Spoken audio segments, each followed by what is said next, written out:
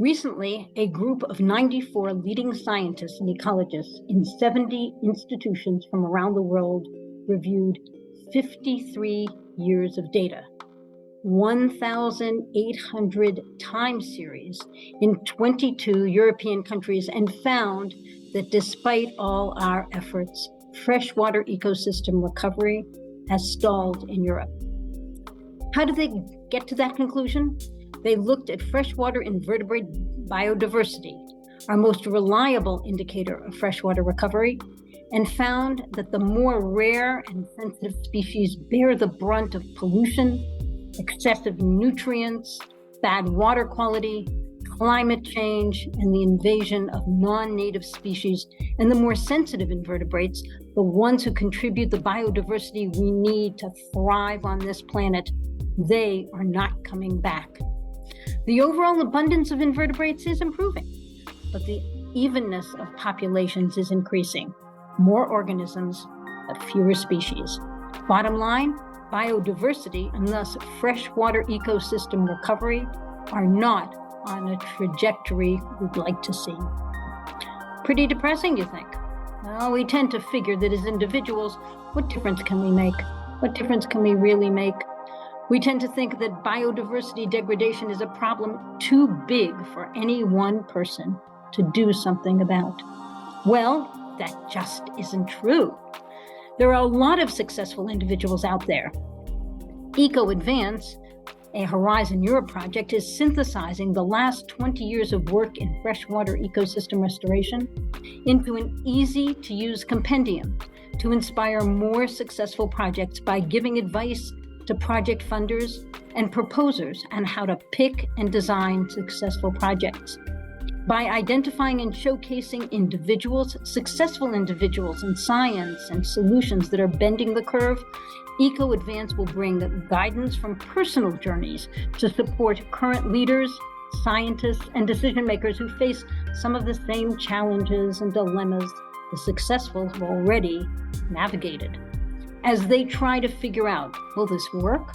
Is it worth the money, time, effort, and energy? Is it the right thing to do for our community and our circumstance? And most important, will it really make a difference? Individuals around the world are looking in the mirror. They're determining that they can make a difference and translating that determination into action. In a year-long study of 29 countries, EcoAdvance, a project funded by Horizon Europe, found that individuals drove significant improvements in systems, in infrastructures, in freshwater ecosystems, and in biodiversity. They have made a difference. Sure, many brought their organizations and governments and communities along, but it was not easy. Think about the young Avi, who just got his degree and was hired to implement the change in a water law in his country, allowing water to be allocated to restore nature. As he explains, the two major challenges he faced and still faces over a decade later. Naturally, streams are the lowest point of every landscape, and all the pipes and all the outlets are directed in their direction. And now we suffer, even streams that don't have chronic pollution are under a very heavy shadow of fallouts and breakouts in the pumping station of the sewage, and we have a lot of pollution events. Most of our alluvial streams were channelized and straightened and lost most of their natural characteristics.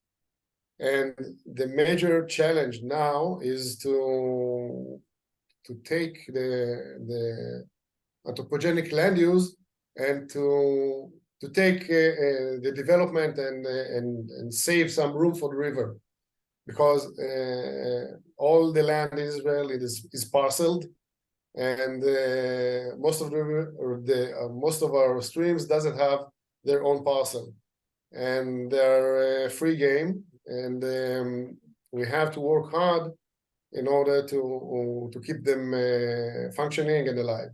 One characteristic seen increasingly around Europe and with climate change will be seen globally is that streams are drying up. They run sometimes only once in a year or twice in a year in some areas. And in other days of the year, there are land that you can use, that you can build on, that you can cultivate. And once in a time, there is a flood.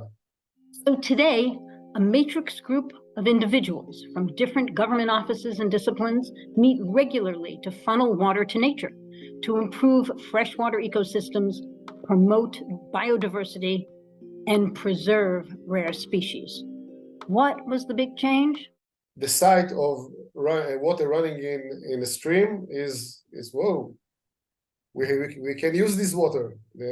Why are these water just flowing to the sea? And I think today, me and my colleagues managed to change that. The sight of water running in a stream is not an absurd. It's the way it should be. And while individuals can make a difference and can change how people think, involving others and giving them ownership makes the difference sustainable long-term.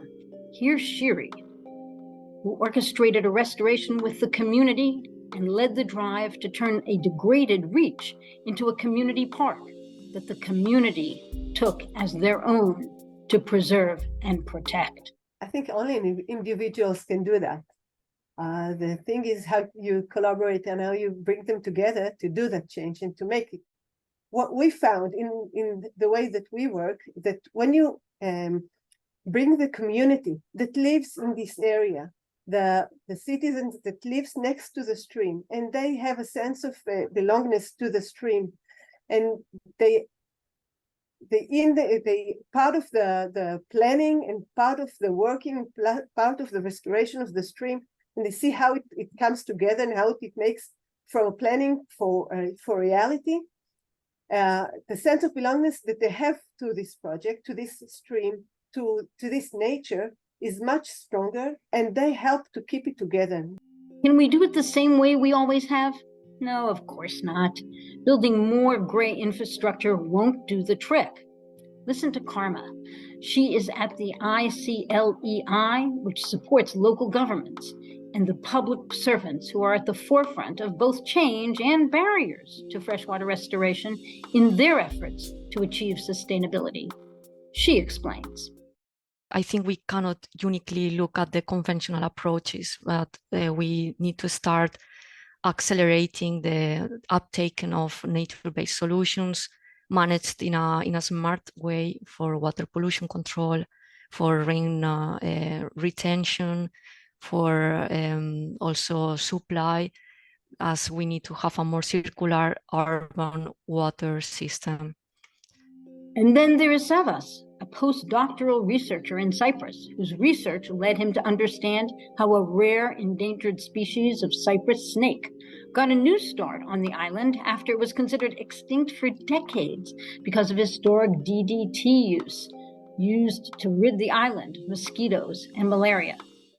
Instead of trying to do large actions, large activities with huge budget that you think could save biodiversity, you could have small actions, small individual, one by one persons doing their small kind action in the nature to help a reptile or a bird or a small mammal to drink some water. And those actions are the actions that are going to have the large impacts. And then there is Christoph, who with over 20 years experience in hydraulics and sediment management in hydropower dams, working on optimizing and balancing energy and environment concerns, he subscribes to the strategy recommended by the esteemed group who called to re-energize freshwater restoration and recovery in Europe. And I quote, "We call for adaptive environmental management that recognizes conservation and restoration objectives as shifting targets that can be modified to adapt to global change and maximize the protection of biodiversity. Now, Christoph also sees adaptive management as the key, the willingness to learn while doing and adapt to the dynamic reality that is our world. He sees power in action. All of these restoration activities and also these projects, they are, even if you're having a certain mindset how you want to proceed in these projects, they're very site specific. And my experience of how we are approaching these restoration projects are always like a very similar scheme. So having at the beginning this catchment scale perspective, we're doing, if it's possible, the modeling for the entire river, and then going specifically into the details. So this is a kind of general approach, starting with a project, but then it turns out, due to these site-specific boundary conditions, how we have to change this general setting or to adapt this general setting, right? And this is something we have always in mind, that we have a kind of general approach at the beginning, but knowing that at a certain point of experience in the catchment, we have to decide to go different ways. And this, how to say, gives us the flexibility from the early beginning to react to some of problems, troubles we have not had in mind at the beginning, and then but with the opportunity to still move straight forward, right? And last but not least, consider Mark, who works to spread river culture in Ireland and Northern Ireland. They call it river trusts, and once launched by individuals, these become local charitable organizations that develop a vision for how they want their freshwater ecosystem to be. And then they work to leverage their collective energies to make it happen. We also explore what their individual role is in making that vision a reality, because it's very easy for us as individuals to turn around and say, that's what I want to see happen, but it's somebody else's role to make it happen. And what we ask the individuals is, what is your role in making it happen? So it's really important to empower the individual to see that they have a role, a significant role, in making a difference in their local environment.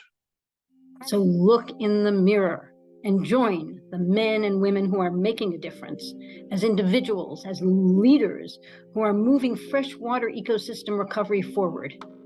Each and every one of us can play a part. Thank you.